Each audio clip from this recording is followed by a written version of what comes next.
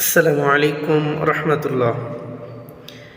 সুপ্রিয় দর্শক শ্রোতা, এরপর যে আমরা জানব যে কার উপর কোরবানি ওয়াজিব।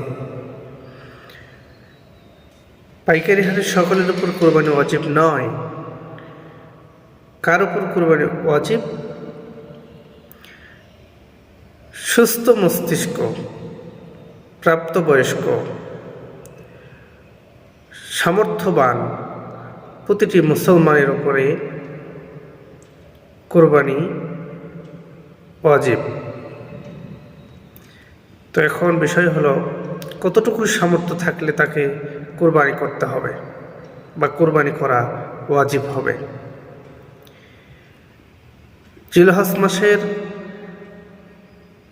10 তারিখে, 11 তারিখ এবং 12 তারিখে, এই 3টি তারিখের মধ্যে যদি কেউ নিসাব পরিমাণ সম্পদের মালিক হয়, প্রয়োজন অতিরিক্ত নিসাব পরিমাণ সম্পদের মালিক হয়, তবে তাকে কোরবানি করা ওয়াজিব হবে।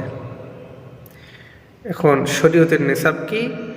7.5 তোলা স্বর্ণ অথবা 52.5 তোলা রৌপ্য অথবা সম পরিমাণ অর্থ যদি কারো মালিকানাধীন থাকে, এরকম সুস্থ এবং প্রাপ্তবয়স্ক সম্পন্ন মুসলমানের উপরে কোরবানি করা ওয়াজিব হবে।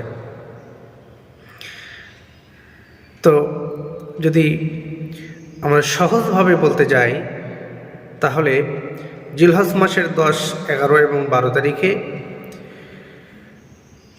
যদি সুস্থ এবং প্রাপ্তবয়স্ক মুসলমান যদি কুরবানি করার মতো সামর্থ্য রাখে, তাহলে সেই মুসলমানের উপরে কুরবানি করা ওয়াজিব হবে। ধন্যবাদ সবাইকে। আসসালামু আলাইকুম রহমতুল্লাহ।